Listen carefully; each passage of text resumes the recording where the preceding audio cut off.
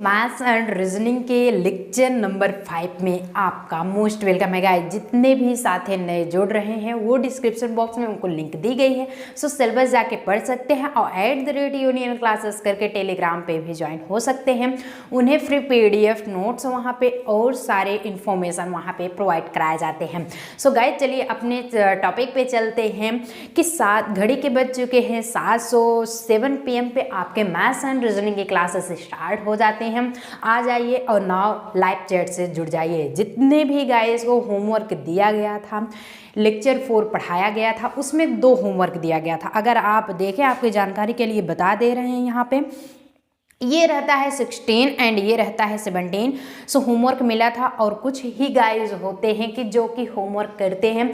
और आपको बताया भी गया था कि हर एक सेशन के लास्ट सिर्फ आधा घंटा तक की ही नाम लिस्ट में जारी होता है। तो जितने भी गाइस मेन कमेंट बॉक्स में कमेंट किए रहेंगे, आंसर किए रहेंगे, सिर्फ लिस्ट में उन्हीं का नाम दर्जित किया जाएगा। अब ना आज चलिए चर्चा कर लेते हैं 16 जो होमवर्क दिया गया था ना कैसे सॉल्व होगा। सो बेस्ट ऑफ लक आपके लिए, मोस्ट वेलकम भी है, साथ साथ बढ़िया से आप लोग आपकी भी सरकारी सीट हासिल हो क्योंकि आप भी पढ़ने में आगे निकलें। सो 16 क्वेश्चन गाइस होता क्या है, 16 क्वेश्चन दिया गया है, यानी कि 1200 व्यक्तियों का समूह जिसमें कप्तान और सिपाही दोनों हैं। कह क्या रहा है कि 1200 व्यक्तियों का समूह है। सबसे एक एक पॉइंट आप समझते चलेंगे। 1200 व्यक्तियों का समूह है जिसमें कप्तान भी है और सिपाही भी हैं, दोनों हैं। एक ट्रेन से यात्रा कर रहे हैं। चलिए एक ही ट्रेन से यात्रा कर रहे हैं। प्रत्येक 15 सिपाहियों पर एक कप्तान है। ट्रिकी है और हर कॉम्पिटिटिव एग्जाम में ऐसे क्वेश्चंस जरूर पूछता है।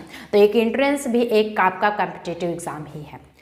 तो इस समूह में कितने कप्तान हैं? 70, 80, 85 या फिर 75। So your time is start. 5 second के अंदर आपको ना आंसर करना है ये क्या होता है।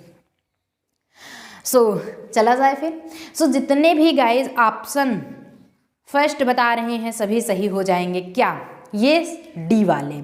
ये नहीं होंगे सही, क्योंकि 75 कैसे आएगा अभी देखते हैं। 1200 व्यक्तियों का समूह दिया गया है, यानी कि टोटल जो व्यक्तियों की समूह दिया गया है वो कितना है?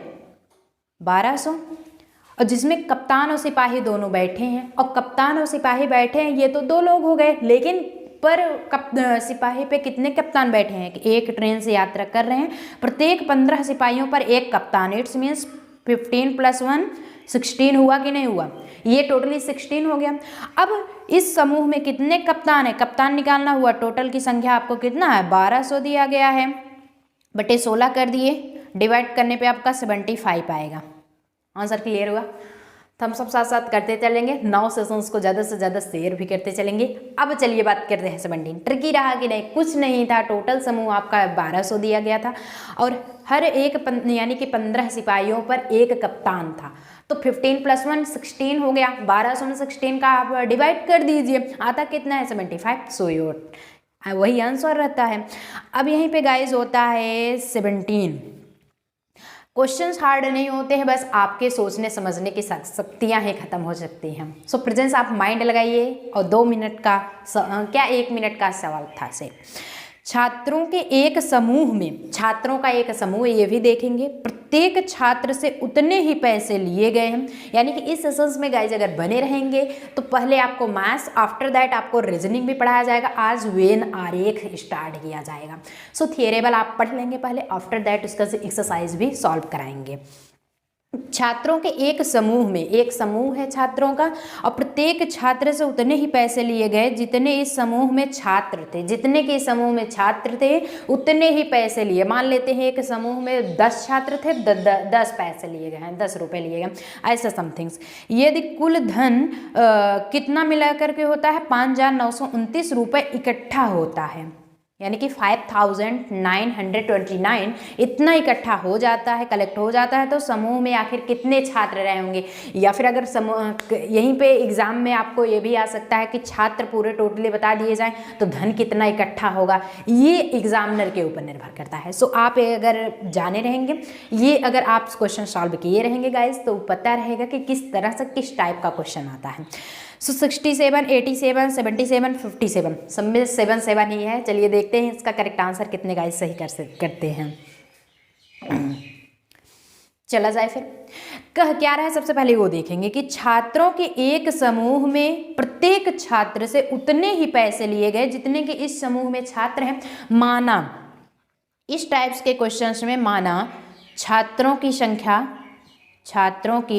संख्या क्या ले लेते हैं, बराबर यक्स, और फिर पैसों की संख्या भी सेम होगी, पैसों की संख्या भी आपकी सेम ही होगी। ऐसा क्यों? क्योंकि जितने छात्र उतने पैसे इकट्ठे किए जा रहे हैं।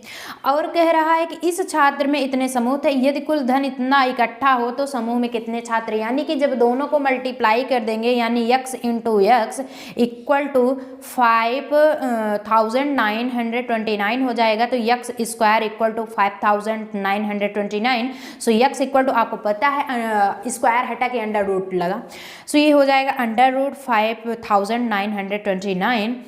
After that x equal to plus minus में आपका कितना आएगा, 77 ही तो आएगा। कहने का मतलब है 77। सो जितने भी गाइस ऑप्शन बता रहे हैं बी, वो सभी हमारे प्रिय साथी सही हो जाएंगे क्योंकि 77। सो होमवर्क आपका कंप्लीट होता है गाइस। अब मोस्ट वेलकम होता है आपके एक नए सेशंस में। कुछ नहीं करना था, यक्स संख्या आप मान लिए छात्रों की, यक्स पैसों की, दोनों को मल्टीप्लाई करके 5929 रख दिया गया है। अब स्क्वायर हटा करके अंडर रूट लगा, जस्ट 77 का वर्ग आपका 5929 आ चुका है।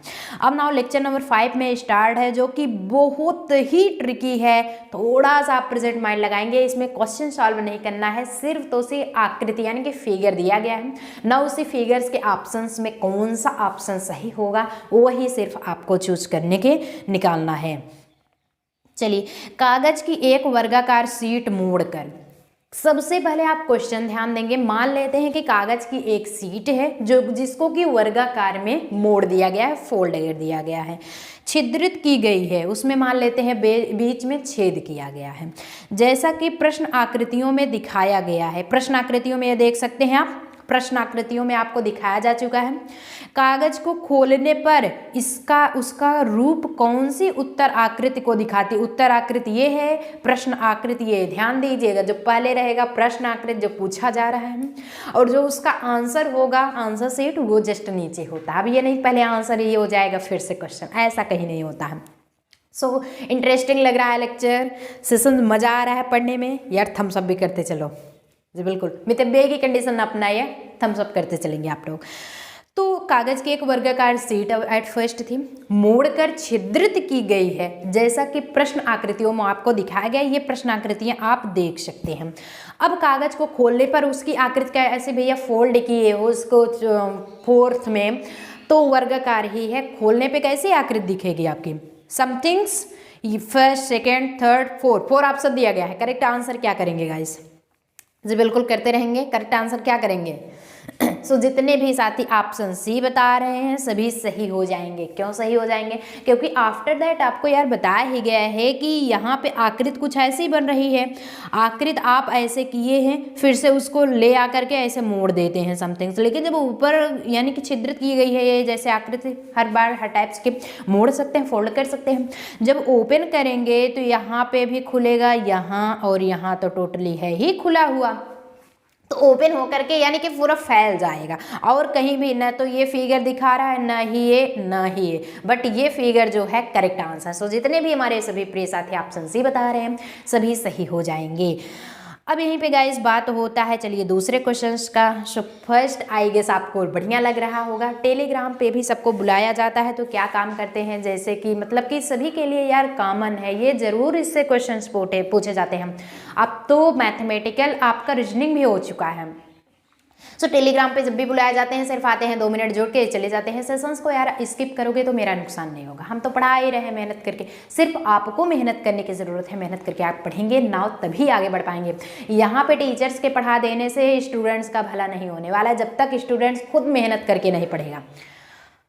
तो मेहनत कीजिए और पढ़ते भी रहिए। एक आध दिन नेटवर्क इशू हो जाता है, बट कुछ गाइस जैसे कि हाँ हम भी सोचते हैं कि स्टूडेंट्स के पास लेक्चर्स नहीं जा पा रहे हैं, लेकिन पूरी कोशिश रहती है कि ये नेटवर्क इशू ना हो और आपके पास ऐसे वीडियोस टाइम टू टाइम पहुंचते रहेंगे। बट डोंट माइंड, आप लोग पढ़िए, सारे प्रॉब्लम्स आपके सॉल्व कराए जाएंगे और सिलेबस आपके एग्जाम के पहले 100% क्लियर कराए जाएंगे, सारे मेथड्स आपके क्लियर करा दिए जाएंगे। अब टोटली क्या होता है, सेकंड आपका स्टार्ट है गाइस कि वह उत्तर आकृति पहचानिए। अब बताइए उत्तर आकृति कह क्या रहा, जो कहे उसी को पहचानो, उसके अन्यथा सबको छोड़ दो।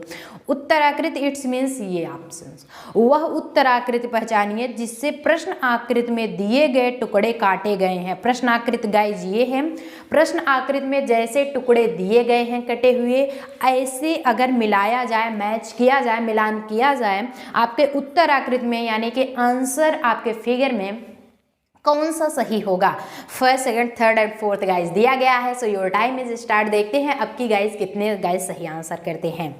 जी बिल्कुल करते रहेंगे, लाइव सेशंस में आंसर करते रहेंगे। सो जितने भी हमारे सभी प्रिय साथी ऑप्शन सही बता रहे हैं सभी सही हो जाएंगे। ऐसा क्यों, रीज़न ये है गाइज कि कुछ समथिंग्स ये प्रोसेस, ये वाला जो फिगर बना हुआ है यहाँ पे आप देखें, ये वाला फिगर यहाँ से ये इतना बन गया, ये वाला फिगर भी इसमें बना हुआ है, साथ ही साथ ये भी फिगर बन गया है, और नाउ ये भी, यानी कि ये वाला फिगर ये है और ये वाला फिगर यहाँ पे ये बन गया है। तो बना है कि नहीं, और किसी में भी फर्स्ट, सेकेंड, फोर्थ किसी में भी नहीं बना, but option number third is the correct answer.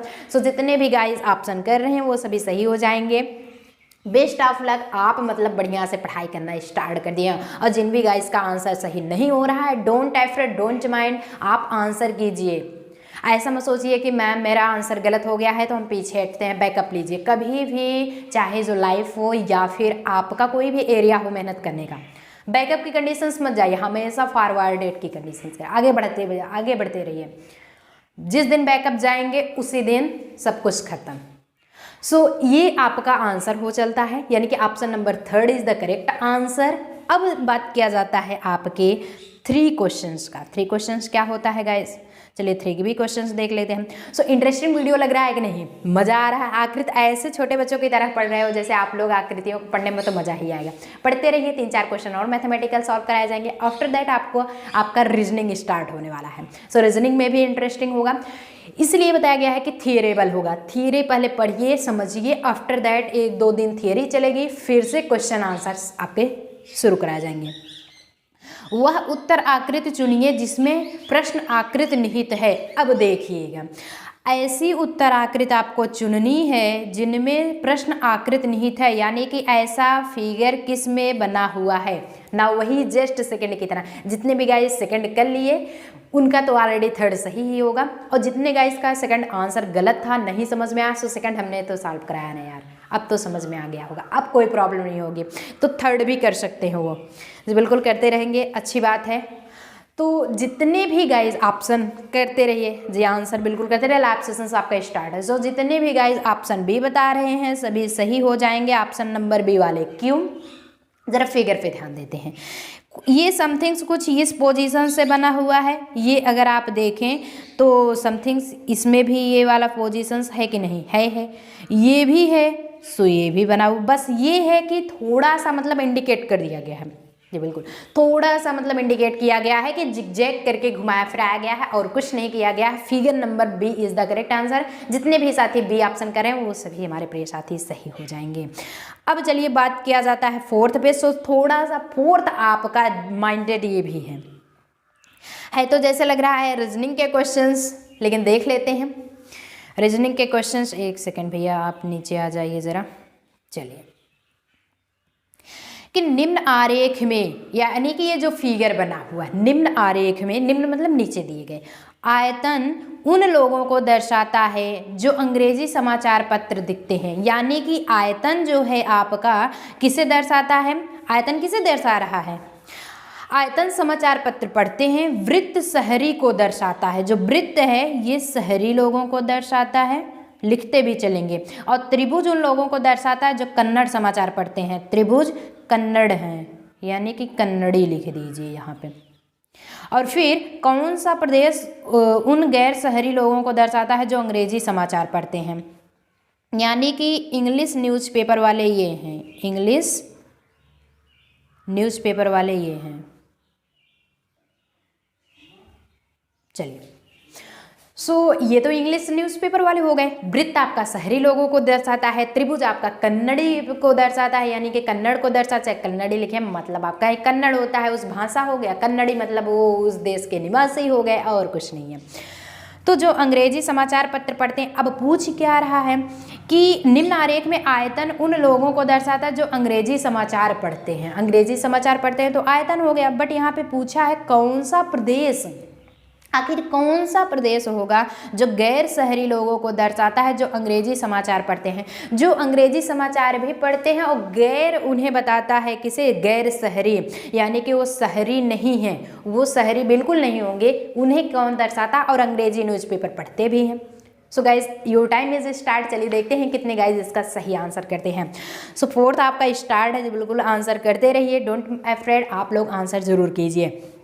तो जितने भी साथी ऑप्शन बी बता रहे हैं वो सभी सही हो जाएंगे। कह क्या रहा है, सबसे पहले ध्यान दीजिए, बिल्कुल चौथा ही ऑप्शन, चौथा ही मतलब क्वेश्चन है कि निम्न आरेख में आयतन उन लोगों को दर्शाता जो अंग्रेजी आयतन तो हो गया इंग्लिश न्यूज़पेपर, और त्रिभुज उन लोगों को दर्शाता है जो कन्नड़ी हैं, और वृत्त जो दर्शाता है शहरी। पूछ रहा है कौन सा प्रदेश उन गैर शहरी लोगों को दर्शाता है। गैर शहरी यानी कि जो शहरी नहीं है, शहरी से आपके निकल रहे हैं, तो शहरी तो NOP सब कुछ लेके बैठा है बेचारा अकेला, कि मैं शहरी हूँ, शहरी वाले अकेले बैठे हैं, NOP सब कुछ आया है।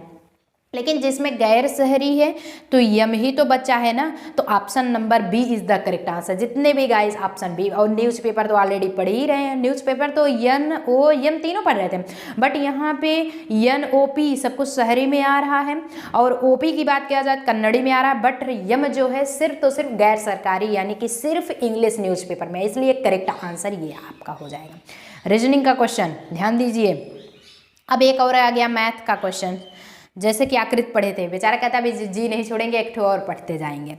आकृत में कितने घन अदृश्य हैं, ऐसे कितने घन हैं, यानी कि हाउ मेनी टाइप्स या फिर how many numbers of cube whose not appear, जो कि नहीं दिखते हैं, कितने अदृश्य है।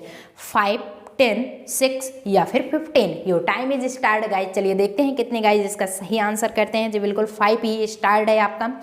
सो अगर आपकी जानकारी के लिए बता देगा, जितने भी साथी हमारे प्रिय ए ऑप्शन कर रहे हैं सभी सही हो जाएंगे। ऐसा क्यों, अगर पूछेंगे कि मैम ऐसा इसलिए है गाइस, क्योंकि अगर आप यहाँ पे फिगर देखें तो फर्स्ट के नीचे भी एक अदृश्य, ये भी नहीं दिख रहा है, इसके नीचे भी एक, इसके नीचे भी, तो पूरा मिला करके काउंट कर लीजिए ना, पूरा मिला करके 5 ही तो हो रहे हैं। जस्ट ऊपर का क्यूब दिख रहा है बट नीचे का क्यूब अदृश्य है, नॉट अपीयर के कंडीशंस है। सो वही तो कंडीशंस पूछा है कि how many number of not appears in figure of cube. Correct हुआ मैटर। आगे चला जाए। अब आपका गाइज होता है रीजनिंग स्टार्ट। सो जितने भी गाइज डर के मारे आप लोग भाग रहे हो, भागने की कोशिश कर रहे हो, हमेशा स्किप करते चलेंगे, ये मेरा आशीर्वाद है। क्योंकि आप लोग जब पढ़ाई नहीं करेंगे तो ऑलरेडी यही करेंगे, कोई भी चैनल ज्वाइन कर लीजिए, लेकिन जब पढ़ोगे नहीं, बड़ा सा क्वेश्चन देखोगे तो भागोगे, तो हमेशा एग्जाम में भी भागते ही फिरोगे। तो इसलिए क्वेश्चंस का फेस करना सीखिए, सामना करने की कोशिश कीजिए, भागने की नहीं। टेलीग्राम पे इतने गाइज ऑनलाइन बैठे रहते हैं, बट यहाँ पे आने पे क्या होती है, मन नहीं करता है कि नहीं मैम पढ़ेंगे नहीं, चाहे जो हो जाए। सो गाइज यहाँ पे बता दें कि 2 दिन आपका थियरी चलने वाला है, उसी थियरी में एग्जाम्पल्स आपके सॉल्व कराए जाएंगे। आफ्टर दैट आपका प्रैक्टिस सॉल्व होगा 2 दिन के बाद। सो आज का सेशंस पढ़िए, नेक्स्ट डे का सेशंस पढ़िए, आफ्टर दैट प्रैक्टिस सॉल्व होगा, आपका प्रैक्टिस सेट सॉल्व होगा। लेकिन उसके पहले आपके एग्जाम्पल के तौर पे बताए जाएंगे। सो आज बात किया जाएगा कि आखिर वेन आरेख होता क्या चीज़ है। एक सेकेंड, चलिए भैया आप ऊपर हो जाइए। वेन डायग्राम, वेन आरेख, आखिर वेन आरेख होता क्या है। नाउ पहले ये अपने माइंड में लगाइए। कन्फर्म हो रहा है, कोई दिक्कत?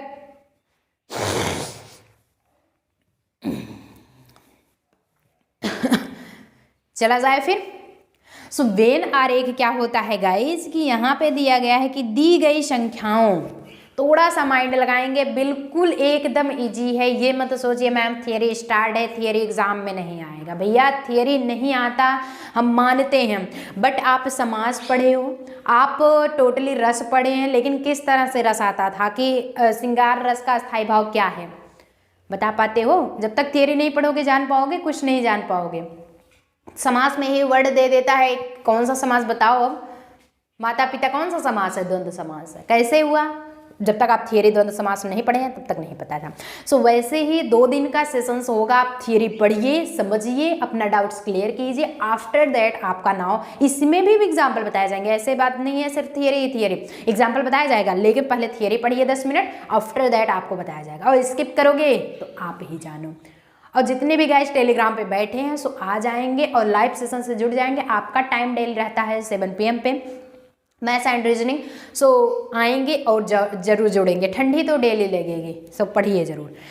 दी गई संख्याओं, अक्षरों और व्यक्तियों का क्या रहा है? दी गई संख्याएं अर्थात जो संख्याएं दी जाती हैं, जो अक्षर दिए जाते हैं, जो व्यक्ति समूह, यानी कि चाहे जैसे नाउन नहीं पढ़ते हो, noun is the name of any person place, कोई भी व्यक्ति वस्तु समूह, ये गुणदशा भाव दिखाता, वैसे ही ये भी रिलेटेड है गाइस कि दी गई जो संख्याएं हैं, अक्षर हैं, व्यक्ति हैं, वस्तु हैं, आदि के समूहों के मध्य, आदि का जो समूह बनता है, जो कलेक्शन बनता है, उनके मध्य, उनके बीच संबंध को दर्शाने वाली ज्यामितीय आकृति, चाहे 2 व्यक्ति हैं उनके बीच जो संबंध दर्शाता है, जो आकृति बनती है, जो डायग्राम बनता है, वो उस भी वेन आरेख हुआ।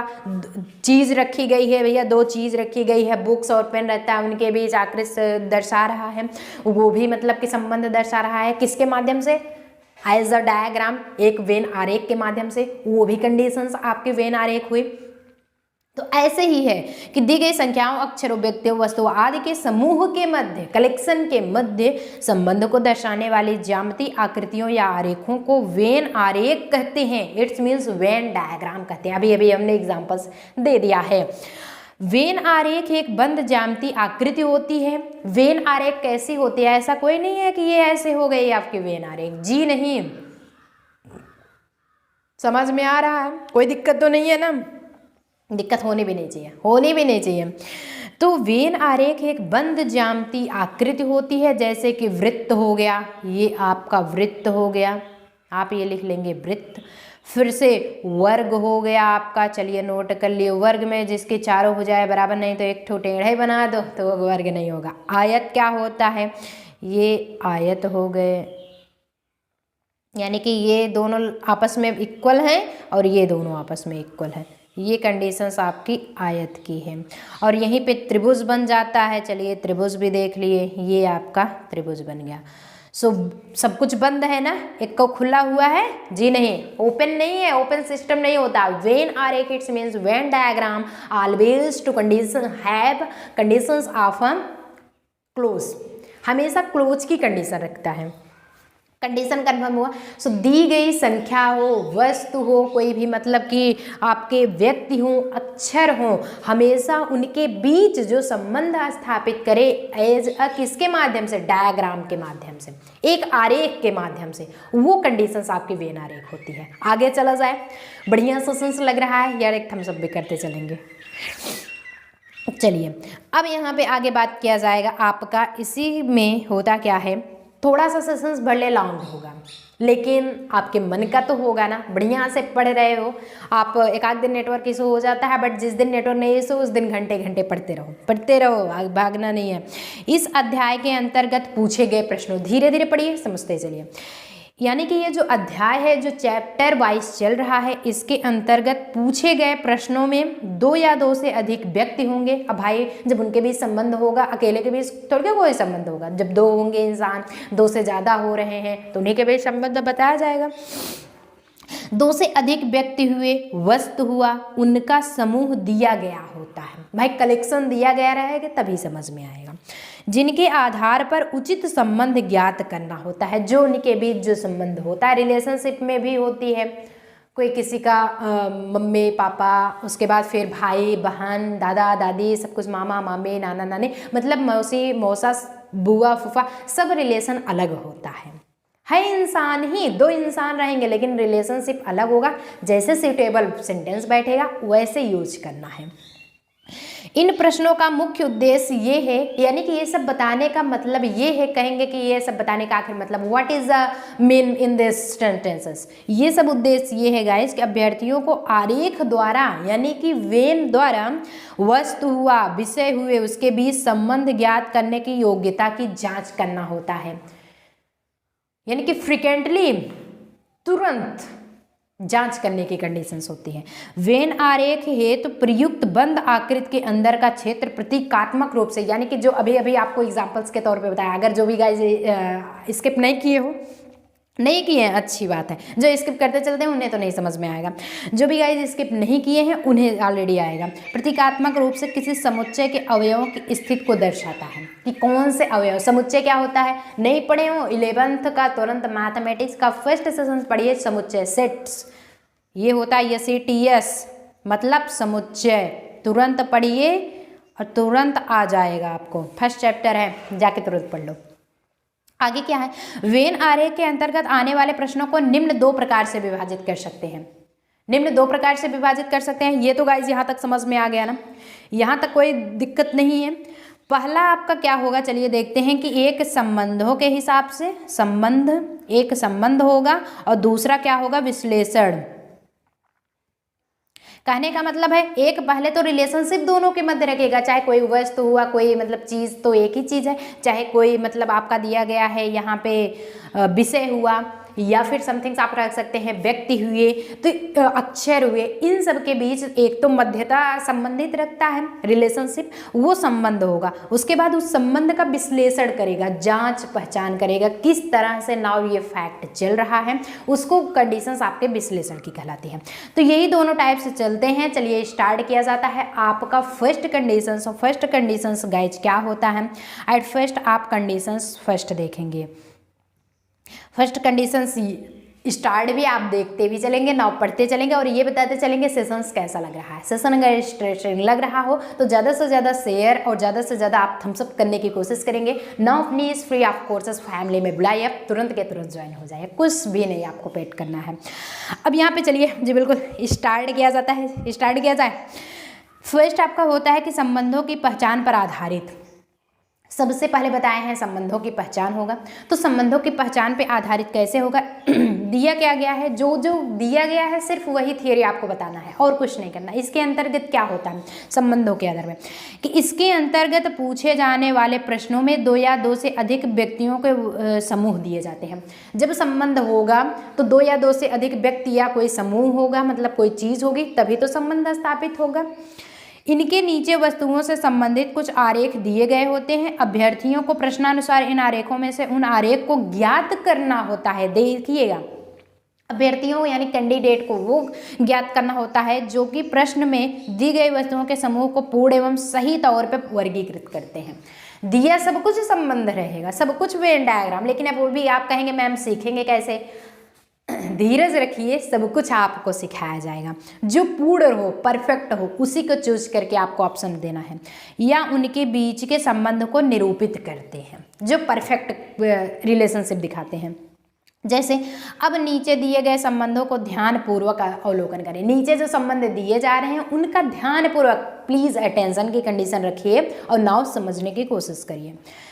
दिया गया है कि जब एक वर्ग दूसरे वर्ग में पूर्ण रूपेण समाहित हो, कंटेंट क्या दिया गया है वो ध्यान में आपको रखा है कि जब कोई एक वर्ग है, एक कोई चलिए वर्ग है, दूसरे में क्या है पूर्ण समाहित हो। भाई दूसरे में जब पूर्ण समाहित होगा तो दूसरा तो ये हुआ और पहला ये हुआ, तो दूसरे में पूर्ण रूप से समाहित है कि नहीं, एकदम अंदर बैठा हुआ है, आराम से खा पी करके एकदम सोया हुआ है, पूर्ण रूप से बैठा हुआ है।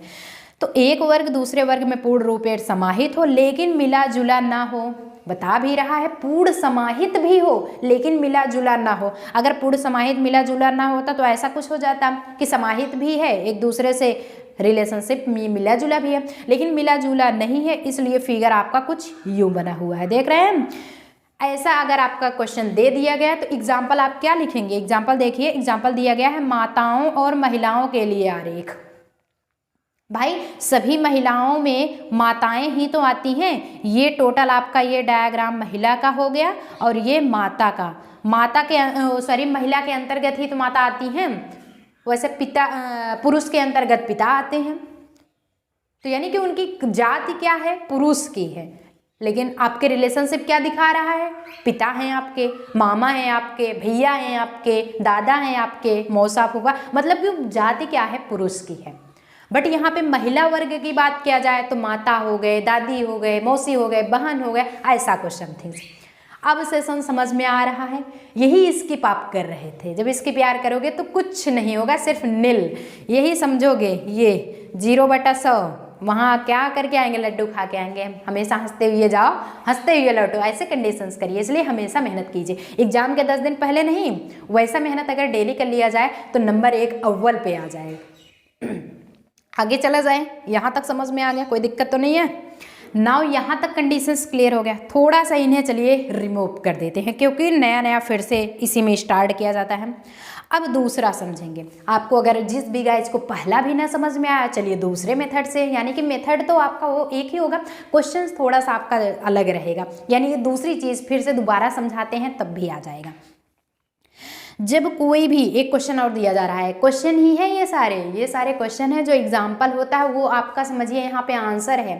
अगर यही क्वेश्चन दे दिया जाए आपसे कि पूछा क्या गया था कि जब एक वर्ग दूसरे वर्ग में पूर्ण समाहित हो लेकिन मिला जुला ना हो, तो एग्जाम्पल तो आपको ऐसा बताना पड़ेगा ना, जैसे माताओं महिलाओं का आरेख, ऐसा बनाना पड़ेगा।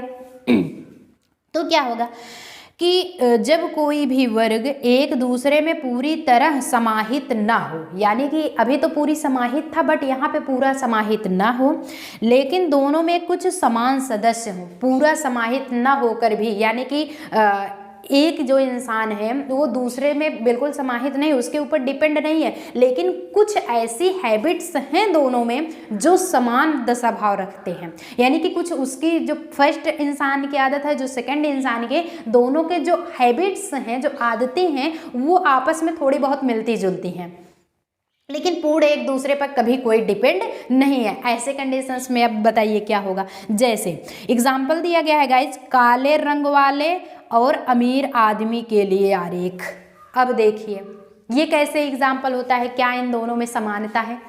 अगर आप देखें क्या समानता है, दिया क्या गया है, चूंकि कुछ अमीर आदमी काले रंग या कुछ काले रंग वाले अमीर आदमी भी हो सकते हैं, ये तो मानी सी बात है। कितना बढ़िया है इसमें एग्जाम्पल दिया गया है कि भाई अमीर क्या हमेशा गोरा ही होता है, जी नहीं, तो कुछ काले इंसान भी अमीर हो जाते हैं, या फिर कुछ अमीर भी जो होते हैं वो काले रंग के होते हैं। तो रंग तो काला दोनों में दिख रहा है, काला रंग ये देखिए दोनों में दिख रहा है, चाहे अमीर हो वो भी काला, या फिर काला हो करके अमीर होता है तो भी रंग तो दोनों में समानता है, बट एक दूसरे पे कोई डिपेंड नहीं है, एक दूसरे पे कोई डिपेंड नहीं है, समाहित पूर्ण समाहित नहीं है, लेकिन थोड़ा सा उनमें आदत जो है, यानी कि जो रंग की कंडीशंस है वो आपके इक्वल है। सेशंस बढ़िया लग रहा है, मज़ा आ रहा है, चला जाए फिर आगे। ये आपका सेकंड स्टेप क्लियर हो गया।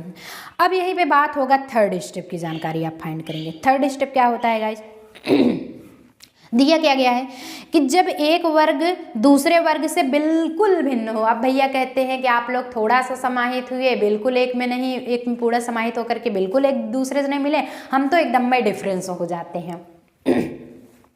हम तो एकदम से डिफरेंस हो जाते हैं, एकदम से अलग हो जाते हैं। वो कंडीशंस क्या होगी, जैसे तोता और शेर के लिए आरेख बन गया है। अब बताइए, तोता एक पक्षी है, शेर एक जानवर है, ये एक दूसरे से, अरे भैया इंसान और जानवर की कहीं तुलना किया जाए, यानी कि जीव दोनों हैं, तोता भी एक प्राणी है, शेर भी एक प्राणी है, एक क्रिएचर है, बट तोता पक्षी में आता है एंड जो शेर होता है वो जानवर में, वही लिखा गया है। तोता एक पक्षी, शेर एक जानवर, अतः तोता और शेर में कोई दोस्ती नहीं, there is a no relationship between, ये बिटवीन का प्रयोग हो रहा है, parrot and lion. Conditions clear हुए, आगे चला जाए। थर्ड स्टेप भी आप यहाँ पे सीख लिए, यानी कि इस पहले स्टेप के संबंधों की पहचान में थर्ड स्टेप सीखे, तीन के तीनों के बीच में आपको संबंध आ गया। अब नाउ आपका चलिए स्टार्ट होता है उदाहरण नंबर फर्स्ट। सो कितने गाइस उदाहरण नंबर फर्स्ट पढ़ना चाहते हैं, सो बने रहेंगे, सब कुछ उनको बताया जाएगा। होता क्या है, चलिए फर्स्ट दिया गया है गाइस क्वेश्चंस, इसमें आपको 4-5 दिया गया है जो कि समझाया जाएगा। 2 तो होमवर्क मिलेगा ही मिलेगा, बिना होमवर्क के कुछ नहीं होने वाला है। होमवर्क पढ़ के ही जाएंगे, होमवर्क बिना आप आए हो तो होमवर्क टोटली मिलेगा। सेशंस के अंत के यानी कि द एंड होने के आधे घंटे बाद तक टॉप 10 के लिस्ट में आपका नाम दर्जित किया जाएगा। जितने भी गाइस आंसर किए रहेंगे सिर्फ उन्हीं का चैट सेक्शंस में नाम बताया जाएगा, बाकी और किसी का नहीं, और किसी का नहीं।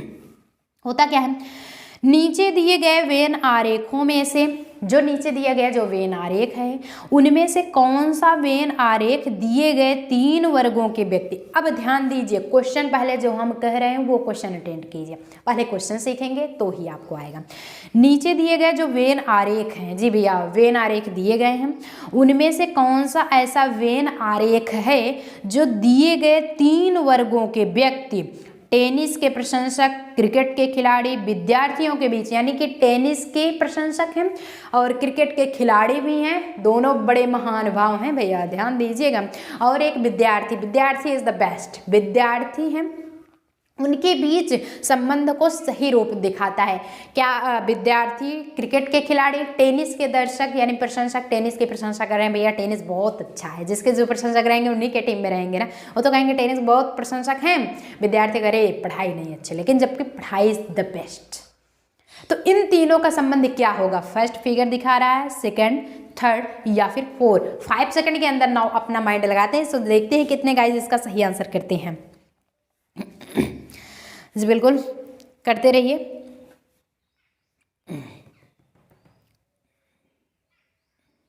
अच्छा लग रहा है, अच्छी बात है।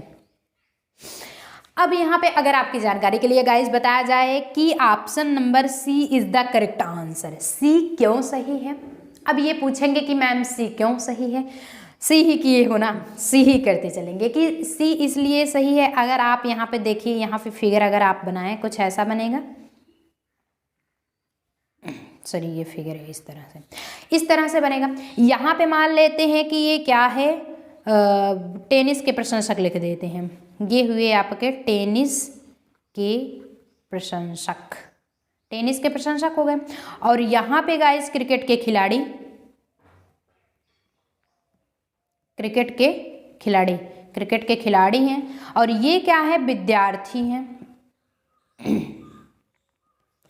अगर यहाँ पे तीनों से संबंध ये होता है गाइज कि कुछ अगर टेनिस के जो प्रशंसक होंगे वो क्रिकेट के खिलाड़ी भी हो सकते हैं, ये कंफर्म है क्योंकि आपस में ये दोनों कुछ ऐसे इस तरह से मिले हुए थे। तो टेनिस के जो प्रशंसक होंगे क्रिकेट के खिलाड़ी हो सकते हैं, और क्रिकेट के खिलाड़ी जो होंगे टेनिस के प्रशंसक भी हो सकते हैं, क्रिकेट भी खेल सकते हैं। हो सकता है विद्यार्थी ही हो सकता है कि एज एक आप ही हो, आपको टेनिस भी नॉलेज हो, ज्ञान, और क्रिकेट का भी नॉलेज हो, और पढ़ाई तो नॉलेज है ही, वो बेस्ट ही है। सो यहाँ पे जो संबंध होगा तीनों क्या होंगे, ज्वाइंट होंगे, यानी कि एक दूसरे से हमेशा वो सब कुछ हैं। एक टेनिस का प्रशंसक क्रिकेट का खिलाड़ी भी हो सकता है, विद्यार्थी भी हो सकता है। सेम पोजीशंस, क्रिकेट का खिलाड़ी टेनिस का प्रशंसक भी हो सकता है, विद्यार्थी, और स्वयं एक विद्यार्थी अगर हो तो वो टेनिस का प्रशंसक भी हो सकता है, क्रिकेट का खिलाड़ी भी हो सकता है। सो सेशंस बढ़िया लग रहा है, आगे चला जाए, थम्स अप के साथ आगे चलते हैं। अब यहाँ पे गाइस सेकंड स्टार्ट किया जाता है। सेकंड में बेहतरीन ढंग से आपको चयन करना है कि उस वेन आरेख का चयन करें। अब वेन आरेख कौन सा चयन करना है, कंटेंट आपका आगे दिया गया है, जो दिए गए वर्गों को बेहतर ढंग से दर्शाता है। दिया गया वर्ग क्या है, ये दिया गया वर्ग ये है, वर्ग क्या है, सामाजिक विज्ञान, मनोविज्ञान, समाजशास्त्र। सामाजिक विज्ञान, मनोविज्ञान, समाजशास्त्र, तीनों में डिफरेंसेस है। क्या क्या डिफरेंसेस हैं, यानी कि सोशल साइंस एक है, एक साइकोलॉजी है, एक समाजशास्त्र है, सोशियोलॉजी। तो दोनों में क्या अंतर है, तीनों में सॉरी, फर्स्ट, सेकंड, थर्ड, 4 आपके ही सामने आंसर दिया गया, करना सिर्फ आपको है गाइस, अन्यथा और कुछ नहीं है। इसी के अंतर्गत नाउ स्टार्ट होता है। अगर गाइज आपकी जानकारी के लिए बता दिया जाए कि कौन सा ऑप्शन सही होगा, option number A is the correct answer. क्यों? क्योंकि सामाजिक विज्ञान के अंतर्गत ही, यानी कि ये हुआ आपका सामाजिक विज्ञान, ये लिखेंगे सामाजिक विज्ञान। सामाजिक विज्ञान के अंतर्गत ही दोनों आता है, मनोविज्ञान भी, मनोविज्ञान मन का जो विज्ञान है, और एक समाजशास्त्र भी आता है, समाजशास्त्र। सो समाजशास्त्र हुआ, कोई भी शास्त्र हुआ, मनोविज्ञान हुआ, ये सब सामाजिक विज्ञान के ही तो अंतर्गत आता है। यानी कि जो आपका सोशल साइंस है उसी के अंतर्गत आपका मनोविज्ञान भी आता है, समाजशास्त्र भी आता है, यानी कि डायग्राम आपका फर्स्ट होगा। सो जितने भी हमारे सभी प्रिय साथी ऑप्शन नंबर ए बता रहे हैं सभी सही हो जाएंगे, क्योंकि सही आंसर यही है। और जितने भी गाइस का अगर आंसर नहीं समझ में आ रहा है, आप पढ़ेंगे 1-2 दिन 3 दिन, इसीलिए हम थियरी में भी एग्जाम्पल्स बता दिए हैं, जिससे कि नाउ आपको प्रैक्टिस सेट में कोई भी प्रॉब्लम ना हो। सो प्रैक्टिस सेट करते रहेंगे, ये भी यार एक तरह से प्रैक्टिस सेट ही है। जब एग्जाम्पल्स आपको पढ़ाया जा रहा है, यानी कि टोटली आपको थियरेबल नॉलेज दिया जा रहा है, तो थियरी के साथ विद आपका एग्जाम्पल्स भी बता रहे हैं, जो एग्जाम्पल्स आपके कंटेंट को पूरी तरह से क्लियर कर रहा है। अब ये नाउ थर्ड स्टार्ट होता है। थर्ड भी डायग्राम सभी में बना रहेगा, ऐसा मत सोचिए डायग्राम देख करके आपका क्वेश्चन ही सॉल्व हो जाएगा, माइंड लगाएंगे जरूर सॉल्व होगा। थर्ड पे चला जाए, यहाँ तक कोई प्रॉब्लम नहीं है। दे रहा है कि दिए गए विकल्पों में से उस वेन आरेख का चयन कीजिए जो निम्नलिखित श्रेणियों के बीच संबंध को सर्वश्रेष्ठ रूप से दिखाता है। दिया क्या गया है? Vienna, Europe, New Zealand. यहाँ पे क्या है? यहाँ पे गाइज आपको करेक्ट आंसर देना है। करेक्ट आंसर आई गेस आप लोग जरूर करेंगे। सो जितने भी गाइज करेक्ट आंसर कर रहे हैं बहुत बहुत बढ़िया। क्या होता है, करते रहेंगे।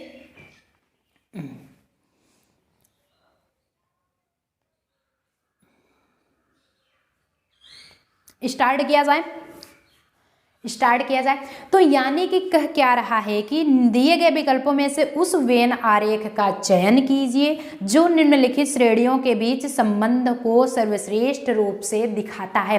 और सर्वश्रेष्ठ रूप से दिखाएगा कैसे गाइज? Vienna, Europe, New Zealand. अगर आपको गाइज राज्य एवं राजधानी या फिर महाद्वीप ये क्लियर नहीं है तो बिल्कुल आप ये आंसर दे ही नहीं सकते हैं।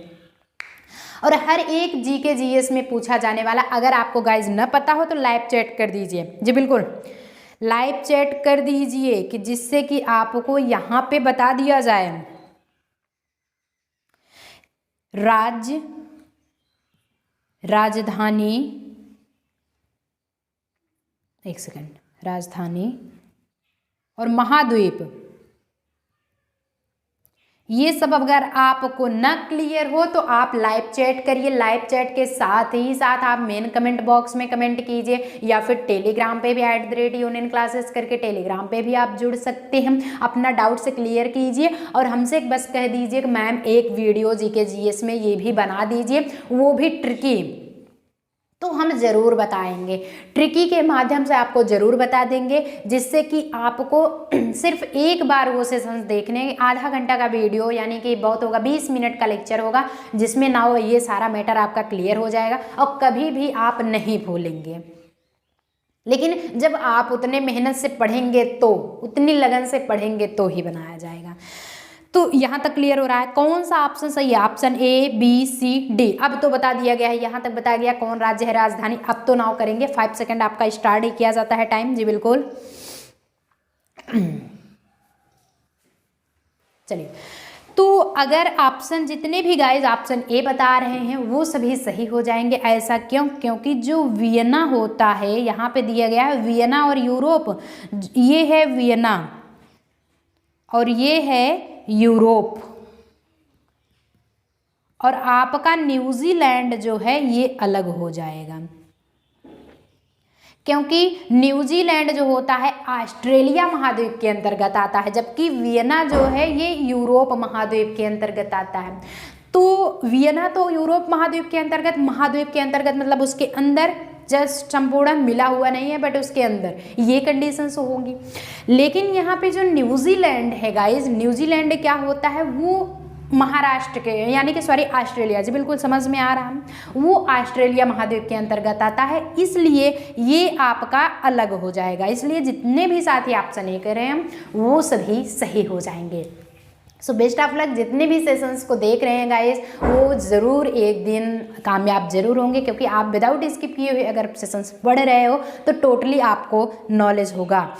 अब यहीं पे गाइस बात किया जाएगा चौथे ऑप्शन का। सो फोर्थ क्या होता है, चौथा पढ़ लीजिए। आफ्टर दैट 5 एंड 6 जो होगा वो एज अ होमवर्क, वो होमवर्क के तौर पे रखा जाएगा। दिया गया है निम्नलिखित आरेखों में से जिला, राज्य, देश को कौन सा वेन आरेख दिखाता है। यानी कि जिला भी होगा, राज्य भी होगा और साथ साथ देश भी होगा, तो किसके अंतर्गत कौन आता है। नाउ ये आपको डायग्राम बताता है, first, second, third and fourth दिया गया है। इसी फोर्थ में से आपको ऑप्शन चूज करने हैं गाइज। चलिए स्टार्ट होता है, देखते हैं कितने गाइज इसका सही आंसर करते हैं। जी बिल्कुल करते रहेंगे। अगर आपकी जानकारी के लिए बता दिया जाए तो option D is the correct answer. जितने भी साथी ऑप्शन डी कर रहे हैं वो सभी सही हो जाएंगे, क्योंकि सबसे पहले जिला, ये हुआ आपका जिला, और जिला किसके अंतर्गत आता है भैया, राज्य के अंतर्गत आता है, और राज्य किसके अंतर्गत आता है, देश के अंतर्गत आता है। सो देश के अंतर्गत राज्य, राज्य के अंतर्गत जिला। समझ में आ, जिला के अंतर्गत भी और भी पूछा जाएगा तो आपका गांव वगैरह आएगा, ग्राम। तो ये सारी चीज़ें यानी कि माइंडेड हैं। आप जिले में रहते हो, गांव में रहते हो, आप राज्य भी है, देश भी है, यानी कि कहाँ के हो, भारत निवासी हो या फिर कहाँ के हो, लेकिन आपको ये टोटली इस पे कभी आप ध्यान नहीं दिए कि क्या ये हमारा गांव, ये हमारा जिला, ये हमारा देश किसके अंतर्गत आता है। ये कंडीशंस आपको नॉलेज अगर करेंगे, यही सब कुछ जीके, जीएस, करंट अफेयर और बाकी आपके रीजनिंग में यही सारी चीज़ें पूछे जाते हैं। माइंडेड, प्रेजेंस ऑफ माइंड, उस समय आपका घटित क्या हो रहा है, आप खाना खा भी रहे हो तो किस चीज़ का आप सेवन कर रहे हो, कौन से उसमें पदार्थ, जैसे चावल हो गए तो चावल में कौन से तत्व पाए जाते हैं, ऐसे पूछ ले। केमिस्ट्री के क्वेश्चन क्या करेंगे, ऑप्शन दे दिया, जीके, जीके भी दे सकता है, जीएस में भी दे सकता है। अब बताइए, तो चावल डेली खाते हो, डेली का काम है कि आप चावल खाते हैं, रोटी खाते हैं, लेकिन उसमें कौन सा तत्व, कौन सा पदार्थ पाया जाता है पता है। तो ये सारी चीज़ें आपसे इसी तरह से पूछे जाएंगे। फॉर एन एग्जाम्पल्स में हम बता रहे हैं, इसी तरह से क्वेश्चंस भी जीके जीएस में पूछ ले जाते हैं। एज अ होमवर्क तुरंत नोट करिए कि निम्न में से कौन सा वेन डायग्राम गाजर, भोजन, सब्जी वर्गों के बीच सही संबंध है। अब बताइए, गाजर भी खाते हो आप लोग, भोजन, सब्जी सब कुछ खाया जाता है, लेकिन किसके अंतर्गत आता है, डायग्राम कौन सा बनेगा। नाउ ये इंडिकेट करता है। सेम पोजीशंस में आपका 6 क्वेश्चन स्टार्ट होता है गाइस। 6 चलिए देख लेते हैं हम। ये भी एज अ होमवर्क है। उस समूह का चयन करें जो दिए गए वेन आरोप को सर्वोत्तम दिखाता है। कि चारों ऑप्शन दिए गए हैं, सर्वोत्तम की क्या कंडीशंस है, इन्हीं यानी कि यही डायग्राम एक है लेकिन ऑप्शन 4 दिए गए, इस चारों में डायग्राम कौन सा सिद्ध होगा, किसके लिए सूटेबल ये डायग्राम होगा, ना वो बताना है। सो चला जाए फिर, कोई दिक्कत हो तो अभी पूछ लीजिए। जी बिल्कुल, कल बताया जाएगा विश्लेषणात्मक, यानी कि कल जो होमवर्क में होगा नेक्स्ट लेक्चर आपका वो चलिए बताएंगे विश्लेषणवार, यानी कि विश्लेषण। एक सेकंड, आज संबंध के तौर पे पढ़े हैं और कल दूसरा विश्लेषण बताया जाएगा, विश्लेषणात्मक संबंध। ये कल का यानी कि नेक्स्ट डे का टर्म है। सो चला जाए फिर, आज के लिए बस बाय बाय, मिलते हैं नेक्स्ट सेशंस में ऐसे इंटरेस्टिंग वीडियो फिर लेकर के आएंगे। तब तक के लिए बेस्ट, आप लोग बढ़िया से पढ़ाई करते रहिए। जो ना समझ में आप @यूनियन क्लासेस करके टेलीग्राम पे भी जुड़ सकते हैं। सारे इन्फॉर्मेशन और PDF नोट्स आपको वहीं से गाइज प्रोवाइड होते हैं, और साथ ही साथ आप मेन कमेंट बॉक्स में एज अ होमवर्क करेंगे, वहाँ पर आपका लिस्ट बनती है। सेशंस के लास्ट आप आधे घंटे तक टाइम होता है, जब भी सेशंस खत्म हो उसके आधे घंटे तक आपको टाइम रहेगा, वहाँ पर आपका नाम टाइम आप लिस्ट में दर्जित करवा सकते हैं। क्लियर हुआ मैडम? आगे चलते हैं फिर नेक्स्ट डे की, तब तक कंफर्म करते हैं।